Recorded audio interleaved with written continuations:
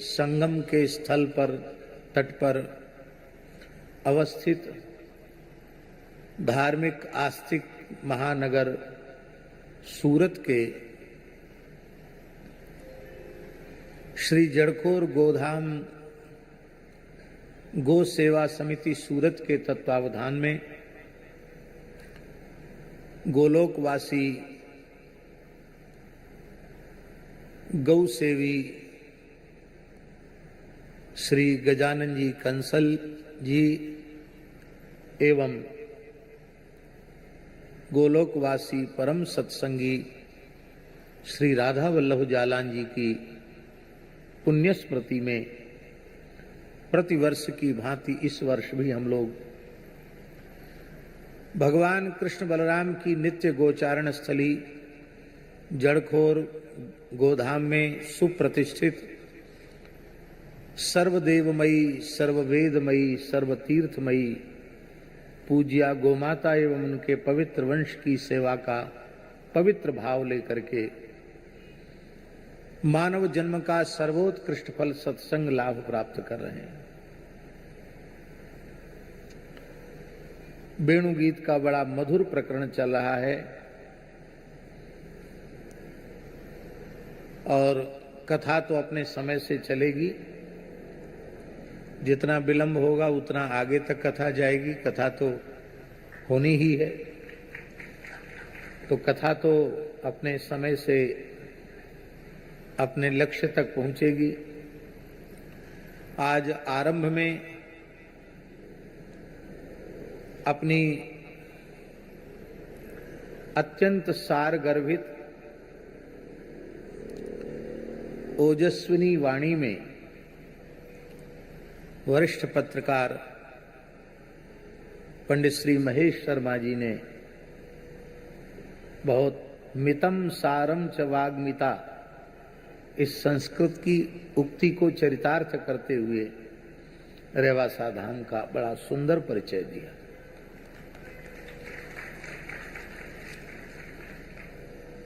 रेवासा धाम शेखावाटी की अयोध्या और चित्रकूट ही नहीं है, श्री सीताराम जी की मिथिला भाव की मधुर भाव की उपासना का मूल केंद्र होने के कारण वह शेखावाटी की मिथिला भी है। और केवल अयोध्या चित्रकूट मिथिला ही नहीं, वह शेखावाटी क्षेत्र का वृंदावन भी है। आप कहेंगे ये तो बात आप खींचतान के बोल रहे हैं। हम प्रमाण से हटकर कभी कुछ नहीं बोलने की इच्छा रखते हैं। अभी आपने महेश जी से सुना कि भक्ति काल के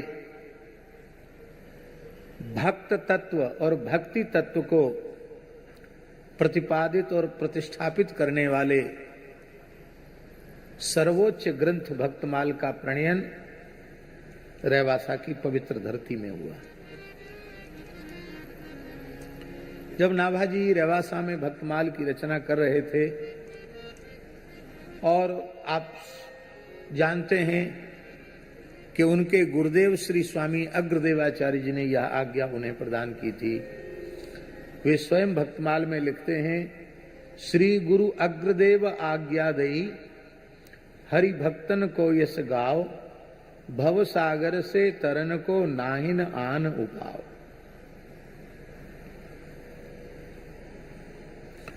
नाभाजी ने कहा, गुरुदेव आपकी आज्ञा सिरोधार्य है,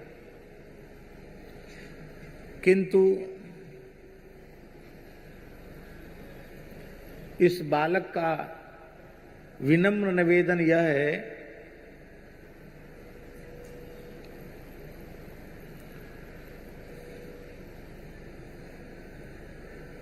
कही कर जोर या को पावत न और छोर, गाऊं राम कृष्ण नहीं पाऊं भक्त दाम को।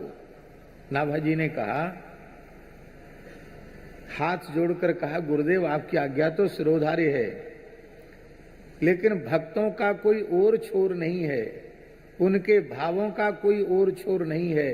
भक्त अनंत, उनके भाव अनंत, उनकी उपासनाएं अनंत।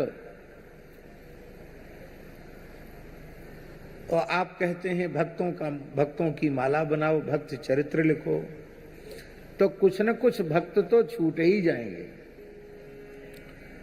तो जिन भक्तों का नाम लेना हमारे द्वारा जिन भक्तों का नाम लेना छूट जाएगा, चरित्र लेखन छूट जाएगा, उन भक्तों के प्रति मेरा अपराध बन जाएगा। स्वयं नाभाजी ने भक्तमाल में कहा है, भक्त जिते भूलोक में कथे कौन पे जाएं, समुद्र पान श्रद्धा करे, कहां चिड़िया पेट समाए। किसी प्यासी चिड़िया को बहुत अधिक प्यास लग रही हो, उसे लगता हो कि पानी के बिना मेरे प्राण ही निकल जाएंगे, और ऐसी स्थिति में उस चिड़िया के सामने ये खारा समुद्र नहीं, मान लो कथनचित अमृत का समुद्र हिलोरें लेने लग जाए, तो उस चिड़िया को कितनी प्रसन्नता होगी।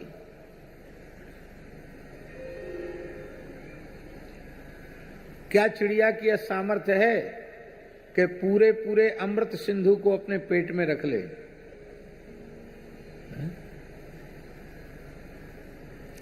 समुद्र पान श्रद्धा करे, कहां चिड़िया पेट समाए। तो प्रभो, मेरे लिखने की शक्ति भी अल्प ही है। तब श्री अग्रदेवाचार्य जी ने कहा कि वत्स, तुम चिंता मत करो, बेई आए कहें सब, जिनले दिखाए दई सागर में नाव को। मैं यहां बैठकर मानसी सेवा कर रहा था और तुम पंखा झल रहे थे, और मेरा एक शिष्य परदेश से जहाज से व्यापार करके लौट रहा था, और जहाज समुद्री तूफान के चक्रवात में फंस गया, चक्रवाती तूफान में फंस गया, और जहाज के चालकों ने जवाब दे दिया कि अब जहाज हमारे नियंत्रण के बाहर चला गया है, अपने अपने इष्ट को याद करो, कोई चमत्कार हो जाए तो बचा जा सकता है। उस समय उस शिष्य ने मेरा स्मरण किया और मैं मानसी सेवा में था, तो उस जहाज की विपत्ति को, शिष्य की पुकार को तुमने पंखा झलते हुए देख लिया, और अपने गुरुजी की सेवा में विक्षेप न हो, इसके लिए पंखे की वायु से ही तूफान की दिशा बदल दी और अपने संकल्प से जहाज को किनारे तक पहुंचा दिया। तो यहां रेवासा में खड़े खड़े हजारों किलोमीटर दूर इतना बड़ा कर्तव्य तुमने दिखा दिया, काम कर दिया। तो जिन संतों की कृपा से ये हुआ है, बेई आए कहें सब, वे संत ही तुम्हारे ध्यान में प्रकट होकर अपने चरित्र का प्रकाश करेंगे। इसलिए जो संत ध्यान में आवे उनका चरित्र लिखना। इसलिए नाभाजी के भक्तमाल पर ये किसी ने आरोप नहीं लगाया कि उस काल में अमुक महापुरुष थे, अमुक संत थे, उनका नाम भक्तमाल में क्यों नहीं आया। अरे भाई, उनके गुरुजी ने आशीर्वाद दिया था, जो भक्त स्वयं प्रकट होकर अपने तुम्हारे ध्यान में दर्शन दे उनका चरित्र लिखना। तो जिन जिन संतों ने रेवासा में आकर प्रकट होकर नाभाजी को दर्शन दिया, अपने दिव्य गुणों का, अपने चरित्र का प्रकाश किया, उनको नाभाजी ने भक्तमाल में लिपिबद्ध किया। जो उनके ध्यान में आकर दर्शन नहीं दिए वो नहीं आए। श्री गुरु नानक देव जी उसी काल के हैं, लेकिन गुरु जी नहीं आए ध्यान में तो आपने नहीं लिखा। और अनेक संत हैं, अनेक आचार्य हैं, ध्यान में नहीं आए तो नहीं लिखा। लेकिन वृंदावन के अनेक संत ध्यान में आकर दर्शन दे दिए, किंतु वृंदावन के 3 रसिक आचार्य वे नहीं आए। अनन्य रसिक नृपति श्री स्वामी हरिदास जी महाराज, ललिता जी के अवतार, विशाखा सखी के अवतार श्री हरिराम व्यास जी महाराज, और वंशी के अवतार श्री हित हरिवंश महाप्रभु जी महाराज। इनको हमारे यहाँ वृंदावन में हरित्रयी कहा जाता है। क्योंकि तीनों के नाम में हरि है, हरिदास, हरिवंश, हरिराम व्यास, इसलिए हरित्रयी कहा जाता है और रसिक त्रिवेणी भी कहा जाता है। तो आपने कहा नाम तो जानते ही थे, उनकी कीर्ति उनका यश भी सुना था। तो आपने अपने गुरुदेव श्री अग्रदेवाचार्य जी से प्रार्थना की कि भगवान, ये जो वृंदावन के रसिक त्रिवेणी है, हरित्रयी है, इन्होंने रेवासा में प्रकट होकर दर्शन क्यों नहीं दिया? क्योंकि वृंदावन के अनेक संतों का चरित्र लिखा जाए और इनका नाम छूट जाए, ये तो ठीक नहीं है। ये ध्यान में क्यों नहीं आए? तब गुरुदेव ने कहा, ये रसिक आचार्य जब से वृंदावन आए, वृंदावन की सीमा के बाहर गए ही नहीं, तो यहां कैसे आ जाएंगे? शेखावाटी में, रेवासा में कैसे आ जाएंगे? नाभाजी ने गुरुजी के चरण पकड़ लिए, बोले आप भजन के बल से रेवासा में भी वृंदावन को प्रकट कर सकते हैं। तब अग्र स्वामी जी का एक पद है,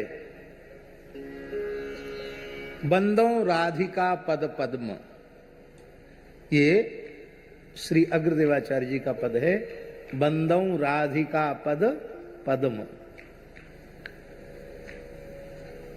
इस पद को जब आपने गाया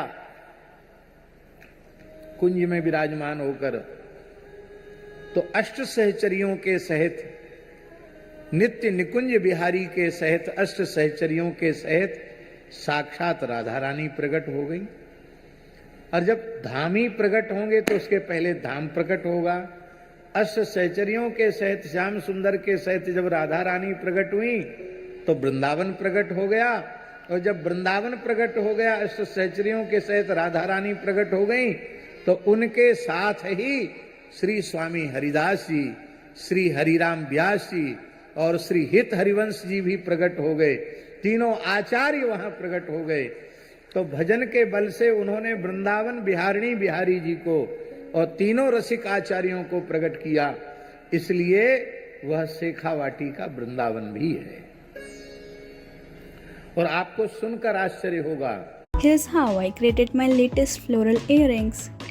I love to look for inspiration in nature. Shri Swami Agradevacharya जी कौन है? सीताराम जी की जो मधुर उपासना है, सखी सहचरी भाव की उपासना, हमारे वृंदावन के ठाकुर ही रास नहीं करते, हमारे जानकीनाथ जी भी नित्य रास करते हैं। मधुर रस के, श्रृंगार रस के श्री स्वामी अग्रदेवाचार्य जी के 1.25 लाख पद कहे जाते हैं। कितने पद? दुर्भाग्य की बात है कि अभी पूरे पद प्राप्त नहीं है, और अधिक कष्ट की बात है कि श्री सूरदास जी के भी 1.25 लाख पद कहे जाते हैं, पर श्री सूरदास जी के भी 1.25 लाख पद आज प्राप्त नहीं है। तो पढ़े लिखे लोगों से आग्रह हमारा कि प्राचीन पांडुलिपियों में, पांडुलिपियों के जो संग्रहालय हैं उनमें से खोज करके जितने अधिक से अधिक आचार्यों के पद प्राप्त हो जाएं, उनको कम से कम प्रकाशित करके सुरक्षित संरक्षित करना चाहिए। और भगवत कृपा से ये काम रेवासा में आरंभ हो चुका है। उपलब्ध वाणी जो प्रकाशित हो चुकी थी, उसके अतिरिक्त और पांडुलिपियों की खोज चल रही है, और उनको अग्र सागर के नाम से प्रकाशित किया जाएगा। जैसे हमारे वृंदावन की उपासना में राधा रानी की अष्ट सहचरियों में प्रधान ललिता जी हैं, आचार्या हैं, ऐसे ही श्री सीताराम जी की मधुर उपासना में अष्ट सहचरियों में प्रधान श्री चंद्रकला जी हैं। चंद्रकला जी आचार्या हैं। चंद्रकला जी के 2 स्वरूप हैं महेश जी। भाइयों में वो प्रेम मूर्ति भरतलाल जी हैं, और सखियों में वे चंद्रकला है। लक्ष्मण जी के भी 2 स्वरूप हैं। भाइयों में लखनलाल जी हैं, अष्ट सखियों में लक्ष्मणा जी हैं। शत्रुघ्न जी के भी दो स्वरूप हैं सीताराम जी की मधुर उपासना में। भाइयों में शत्रुघ्न लाल जी हैं और सखियों में सुभगा सखी है। हनुमान जी के दो स्वरूप हैं, दरबार में वो हनुमान जी के रूप में हैं और सखियों में वे चारुशीला सखी के रूप में हनुमान जी। इसलिए सीताराम जी की मधुर उपासना में श्री चंद्रकला और चारुशीला को ही प्रधान माना गया है।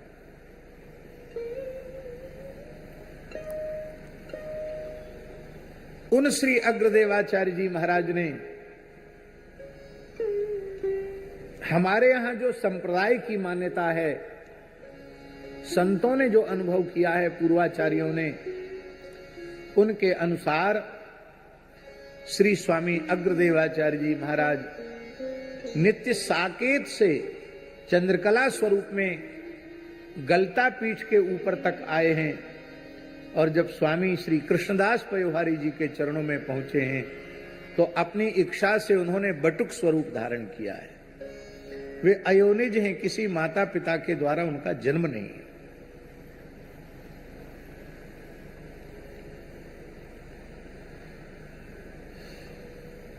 उन श्री अग्रदेवाचार्य जी महाराज ने जब रेवासा में कुंज की स्थापना की श्री जानकी जी के संकेत से, तब आपकी ऐसी दिव्य महिमा कि आपके गुरुदेव गलता पीठ के संस्थापक श्री कृष्णदास पयोहारी जी भी 12 वर्ष रेवासा में रहे। और ये जो जानकी नाथ जी स्वरूप है ना, ये उनके गुरुदेव श्री पयोहारी जी के ही सेवित स्वरूप हैं, स्वयं प्रकट स्वरूप हैं। जैसे बरसाने के लाडली जी स्वयं प्रकट हैं, ऐसी जानकी नाथ जी स्वयं प्रकट हैं और अपनी मधुर सेवा श्री पयोहारी जी ने अग्रदेवाचार्य जी को प्रदान की, जो लगभग 750 वर्ष से अभी भी विराजमान है।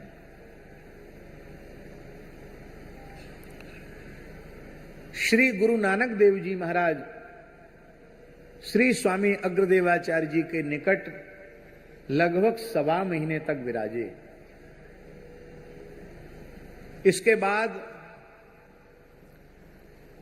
श्री गुरु नानक देव जी के प्रथम पुत्र उदासीन संप्रदाय के आचार्य चरण साक्षात शिवावतार श्री